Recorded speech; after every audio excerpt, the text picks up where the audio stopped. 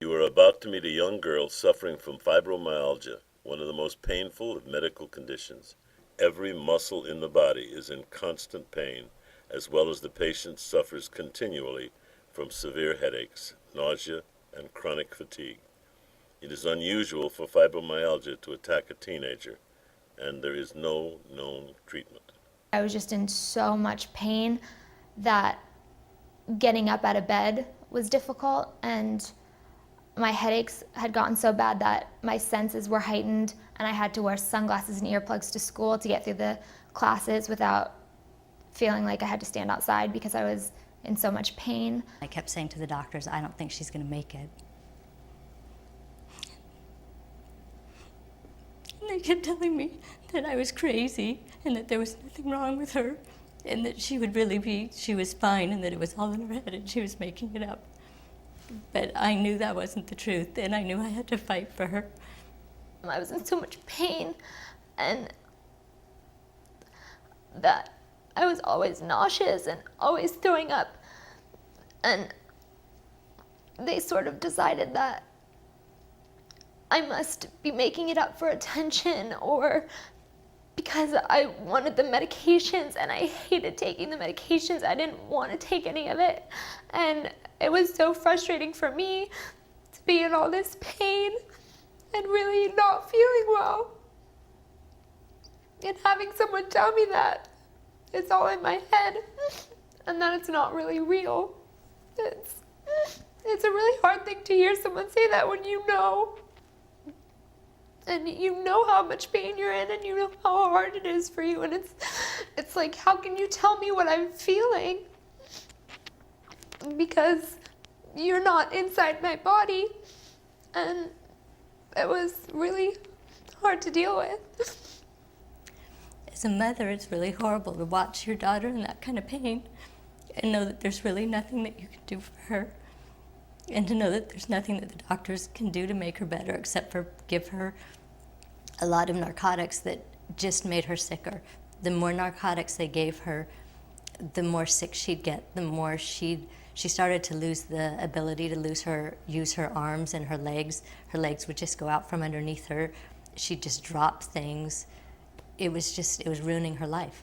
Even though they were telling me that it was all in my head, I went and saw 3 different psychiatrists, and they all told me that it wasn't. I obviously was mentally healthy and it wasn't in my head, and they said that I acted like a regular, normal teenage person, and they actually expected me to be more depressed and have less hope than I did for someone my age, going through so much and being so sick. After the therapists and psychologists gave me a clear bill of health mentally, and we gave their assessments to the doctors still were deciding that it was all in my head. For me, there was never a point where I believed that she wasn't sick, because I could see it in her eyes. I never actually thought of killing myself. I wondered, what's the point of being here, because I was really sick, and my parents were always really frustrated because there was no one was having a cure or a definitive response, and so they were always frustrated. And I know they weren't angry with me, but sometimes I felt that way, and it felt like it was all my fault.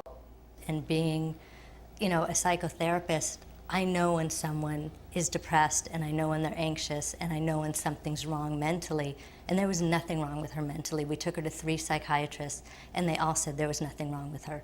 My mom was my best support in being sick, because she never really believed that what the doctor said, and she was always there with me for every doctor's appointment and everything I had to go through, and she kept looking and trying to find other options and other things that could make me healthy when I had sort of just decided that it was time to learn to live with it, and that I sort of gave up on there being any other option or any other kind of cure.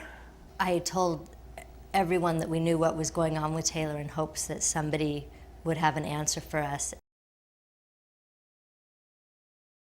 we lived 2 hours from where we got the treatment, and we were driving back, and it was about a half an hour, 45 minutes on our way home, and all of a sudden Taylor's like, "Mom, Dad, you got to look at me, this is amazing."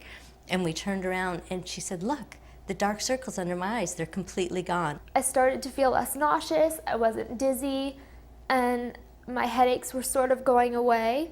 And she said, "I'm already feeling so much better," because the other thing is Taylor had constant nausea to the point where she threw up all the time. She was constantly throwing up, and she was able to put the bowl down that she took everywhere with her, and she's like, "I don't need my bowl anymore." And she was so cute, she threw it on the floor. And she was like, "I can't believe how great I feel." And she said, "I have so much energy." She's like, "I feel like I could, run a marathon."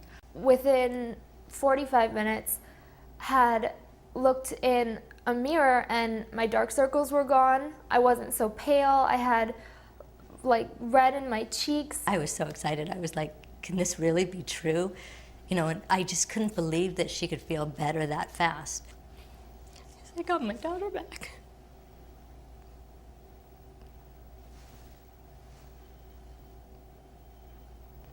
I mean, she's healthy, she's happy,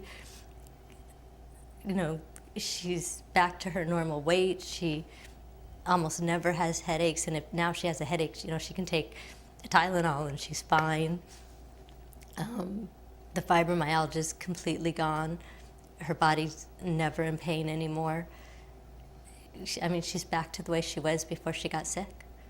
Today, I have no nausea. I don't have headaches anymore. I'm not on any medications anymore, and I had bags full of prescriptions, and I had a whole nightstand full of bottles and pills, and you'd come to my room and you'd think I lived in a pharmacy, and now I don't have any of that, and I don't have to take anything.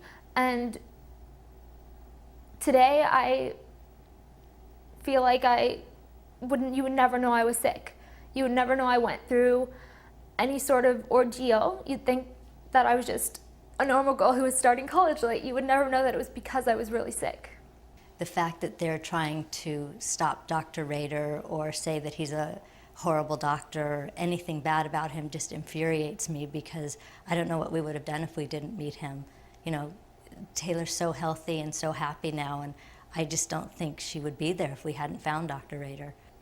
I have proof that I have a healthy, happy girl, and she wouldn't be if it wasn't for him. I'm just ready to be happy and healthy and have a really good life from now on. So that's what I'm ready to do.